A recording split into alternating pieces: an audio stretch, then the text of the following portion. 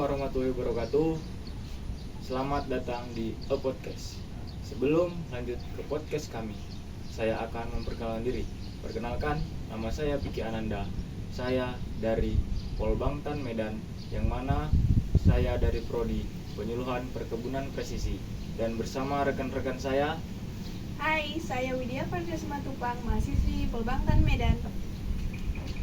Halo, nama saya Soledad Fitri Karmal Sinaga, mahasiswi dari Polbangtan Medan, Prodi Penyuluhan Perkebunan Presisi kelas BUN 2B.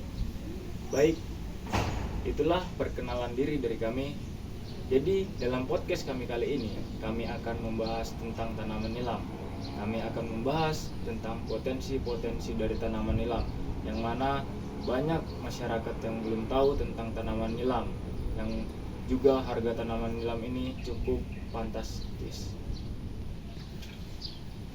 Terima kasih untuk rekan-rekan saya yang udah datang di podcast kali ini. Nah, jadi mungkin kita di sini akan membahas tentang tanaman nilam, ya kan. Jadi saya ucapkan terima kasih sudah hadir dalam podcast kali ini.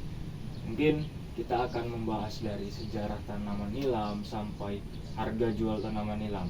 Dan mungkin kita tahu di sini banyak yang belum menanam tanaman nilam, ya kan.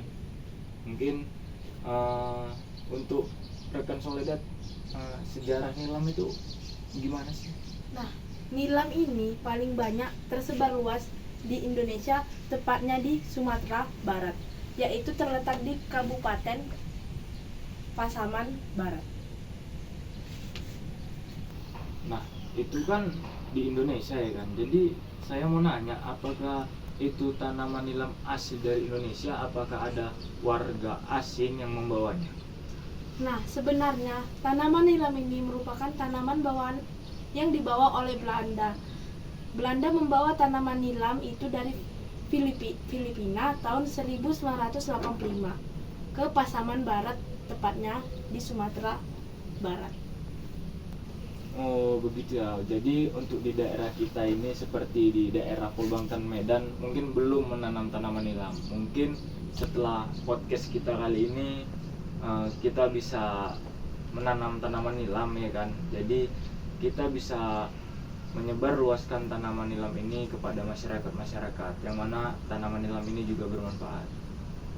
Bisa saja sih menjadi rekomendasi setelah kita membuat podcast tentang nilam tersebut, karena tanaman nilam ini tanaman langka, guys, dan banyak sekali manfaatnya.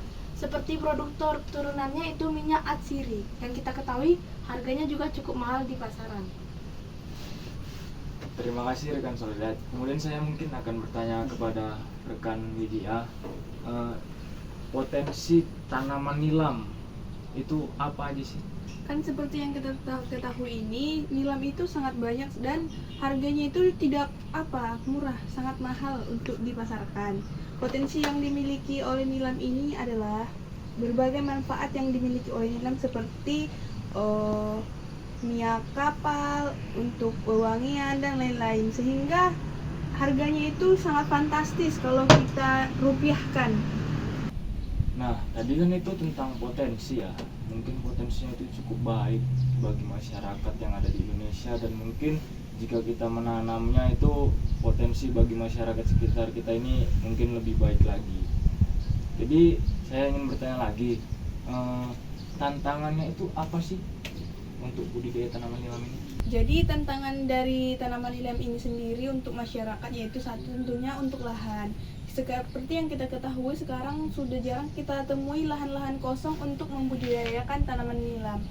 Apalagi untuk tanaman nilam sendiri, jika kita ingin mengumpulkannya dalam 1 kilo, maka itu cukup tanamannya itu cukup luas, karena kan nanti daunnya yang diambil jadi kering. Jadi untuk daun-daun yang kering ini susah untuk mengumpulkan 1 kilo. Nah, di sini saya akan menambahkan apa sih itu peluang yang dimiliki oleh tanaman nilam itu sendiri. Nah, seperti kita ketahui, tanaman nilam kan penghasil minyak. Nah, banyaknya permintaan konsumen untuk minyak atsiri itu hanya ada di tanaman nilam. Apakah peluangnya itu saja atau ada lagi rekan-rekan? Tentu saja, sekarang kan sangat marak ya dibutuhkan itu minyak atsiri dari nilam.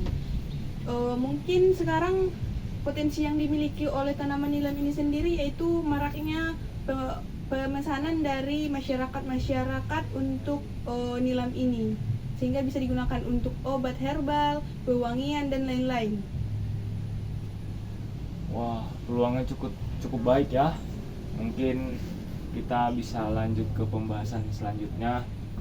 Nah, mungkin untuk selanjutnya saya ingin bertanya nih, mungkin kan rekan-rekan udah tahu sih dari petani-petani tentang harapan dan permasalahannya untuk petani dan stakeholder itu gimana sih? Kalau untuk stakeholder dari petani nilam sendiri, mungkin tantangannya itu keterbatasan modal dan akses informasi yang kurang untuk mereka. Kalau untuk harapannya sih peningkatan pengetahuan dan keterampilan untuk budidaya nilam ini sendiri. Bagaimana cara pembudidayaan yang baik untuk petani, seperti nanti ada diberikan dari pemerintah itu seperti memberikan penyuluh bagi si petani nilam ini. Mungkin harapannya petani ini menginginkan modal gitu ya, Iya, dari karena stakeholder ya kan. ketika kita ingin membudidaya sesuatu mungkin membutuhkan modal yang tidak sedikit. Sehingga Benar-benar. itu tantangan dari petani untuk membudidayakan nilam ini. Harapan pemerintah untuk petani nilam itu tersendiri agar petani nilam tetap lebih semangat dalam membudidayakan nilam agar bisa tercapainya produk yang bervariasi dari turunan nilam tersebut. Dan tantangannya mungkin kurangnya motivasi yang ada dari petani itu tersendiri tentang nilam itu. Nah, mungkin dari pembahasan kita tadi, mungkin ini terakhir saya bertanya untuk rekomendasi tentang agribisnis jangka panjang itu apa sih menurut rekan-rekan? Tentunya yaitu peningkatan produktivitas dan kualitas dari nilam ini sendiri. Seperti pemerintah harus menyediakan bibit-bibit unggul untuk petani agar dapat memproduksi nilam yang baik. Juga pengembangan teknologi untuk pasca panen nanti agar minyak nilam ini tahan lama dan tidak ada kadaluarsanya. Lalu ada penguatan kapasitas petani nilam. Nah, peningkatan pengetahuan dan keterampilan dalam petani nilam mungkin harus adanya penyuluhan pertanian tentang petani nilam dengan teknis penyuluhan. Nah, mungkin tadi kan kita sudah membahas dari sejarahnya sampai potensi dan juga rekomendasi tentang produk jangka panjangnya. Mungkin saya mau bertanya, harga dari nilam ini sendiri itu berapa per kilo? Kalau untuk tren pasar sekarang ya harga nilam itu udah sampai ke 500.000 per kilonya. Setelah dia juga sudah diolah menjadi minyak. Cukup mahal ya kan? Mungkin setelah podcast kali ini kita bisa merekomendasikan kepada masyarakat dan seluruh petani untuk menanam tanaman nilam. Dan semoga masyarakat petani Indonesia lebih terbuka hatinya untuk membudidayakan tanaman nilam ini. Karena kita tahu tanaman nilam ini sangat banyak manfaatnya dan harganya juga sangat mahal di pasar sekarang. Mungkin sekian podcast kita kali ini, dan saya Vicky Ananda. Saya Widya Vansia Simatupang. Dan saya Soledad Tri Karmal Boru Sinaga. Terima kasih sudah menonton podcast kami kali ini. Dan sampai jumpa di podcast selanjutnya. See you. See you.